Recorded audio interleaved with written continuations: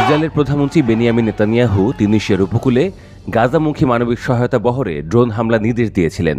যুক্তরাষ্ট্রের গণমাধ্যম CBS news এক বিশেষ প্রতিবেদনে এই তথ্য জানিয়েছে। সিবিএস জানায়, গত সেপ্টেম্বর মাসে তিউনিসিয়ার সিদি বু সাইদ বন্দরে নোঙর করা অবস্থায় গ্লোবাল স্মুথ ফ্লোটিলা বহরে টানা 2 দিন ড্রোন হামলা চালানো হয়। মার্কিন গোয়েন্দা সংস্থার 2 জন কর্মকর্তা ওই হামলার তথ্য নিশ্চিত করেছেন। তাদের দাবি, ইসরায়েলি সেনারা একটি সাবমেরিন থেকে ড্রোন উড়িয়ে জাহাজ বহরে দাহ্য পদার্থ নিক্ষেপ করে। এতে বহরে অন্তত 2টি বড় জাহাজ ক্ষতিগ্রস্ত হয়, তবে প্রাণহানি ঘটনা ঘটেনি। গ্লোবাল স্মুথ ফ্লোটিলা হল গাজায় ইসরায়েলের অবরোধ ভাঙার উদ্দেশ্যে এখন পর্যন্ত সবচেয়ে বড় বেসামরিক মানবিক প্রচেষ্টা। শত শত কর্মী ও স্বেচ্ছাসেবক বিভিন্ন দেশ থেকে এই বহরে অংশ নেন। তারা চিকিৎসা সামগ্রী, খাদ্য ও নিত্য প্রয়োজনীয় দ্রব্য বহন করছিলেন। ফ্লোটিলার সদস্য ওয়েল নাওয়ার সিবিএসকে বলেন, আমাদের বহরের সবচেয়ে বড় জাহাজটিকে নিশানা করে ড্রোন হামলা চালানো হয়। ভাগ্যক্রমে সবাই অক্ষত ছিলেন, কিন্তু স্পষ্টতই এটি ছিল আমাদের মিশন ব্যাহত করার পরিকল্পিত হামলা। 9 সেপ্টেম্বর ব্রিটিশ পতাকাবাহী ফ্লোটিলার প্রধান জাহাজ আলমা আবারও হামলার শিকার হয়। তিউনিসিয়ার আঞ্চলিক জলসীমায় অবস্থানরত জাহাজটির ওপরের ডেকে আগুন ধরে যায়। ক্রুরা তা দ্রুত নিয়ন্ত্রণে আনলেও বড় ধরনের ক্ষয়ক্ষতি হয়েছে। শুধু হামলায় নয়, পরবর্তীতে আন্তর্জাতিক জলসীমায় শান্তিপূর্ণ এই বহরকে আটক করে ইসরায়েলি বাহিনী।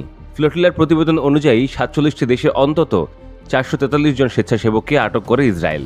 সংগঠনটির দাবি, এদেরকে অবৈধভাবে ইসরায়েলে নিয়ে গিয়ে কারাগারে আটকে রাখা হয়েছে। এই ঘটনায় বিশ্বজুড়ে ক্ষোভ ছড়িয়ে পড়ে। আরব দেশগুলো সহ ইউরোপ ও আমেরিকা বিভিন্ন শহরে ব্যাপক বিক্ষোভ হয়েছে। মানবাধিকার সংগঠনগুলো অবিলম্বে আটককৃতদের মুক্তির আহ্বান জানিয়েছে। ফ্লোটিলার সদস্যদের আটকের পর ইসরায়েলের মন্ত্রী ইতামার বেন গাভির বন্দরে উপস্থিত হয়ে তাদের সন্ত্রাসী বলে আখ্যা দেন। তিনি বলেন, যারা এই বহরে যোগ দিয়েছে তারা সন্ত্রাসীদের মতো আচরণ পাচ্ছে এবং সেভাবেই তাদের রাখা উচিত। তবে পরবর্তীতে প্রধানমন্ত্রী নেতানিয়াহুর সিদ্ধান্তে আটককৃত অনেকেই বহিষ্কার করে নিজ নিজ দেশে পাঠানোর সিদ্ধান্ত নেওয়া হয়। এই সিদ্ধান্তে বেন গাভির ক্ষোভ প্রকাশ করে বলেন, ওদের মাসের পর মাস ইসরায়েলি কারাগারে রাখা উচিত ছিল, ফেরত পাঠালে তারা আবার আসবে। গ্লোবাল স্মুথ ফ্লোটিলা সংগঠকরা বিবৃতিতে বলেছেন, এই হামলা তাদের মানবিক প্রচেষ্টাকে ব্যাহত করার স্পষ্ট চেষ্টা।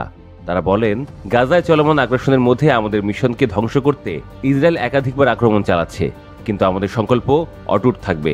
আন্তর্জাতিক মহলে এই হামলা তীব্র প্রতিক্রিয়া দেখা দিয়েছে। অনেক বিশেষজ্ঞদের মতে, তিউনিসিয়ার উপকূলে এ ধরনের আক্রমণ আন্তর্জাতিক আইন ও সার্বভৌমত্বের সুস্পষ্ট লঙ্ঘন।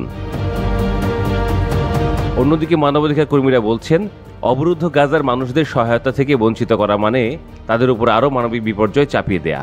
তিউনিসিয়া জলসীমায় এই ড্রোন হামলা শুধু গ্লোবাল স্মুথ ফ্লোটিলার মানবিক মিশন নয়, বরং আন্তর্জাতিক আইনের প্রতি ইসরায়েলের প্রকাশ্য অমান্যতা হিসেবে দেখা হচ্ছে। হামলার জন্য সরাসরি দায়ী হিসেবে নেতানিয়াহুর নাম উঠে আসায় আন্তর্জাতিক অঙ্গনে চাপ আরও বাড়বে বলে ধারণা করা হচ্ছে।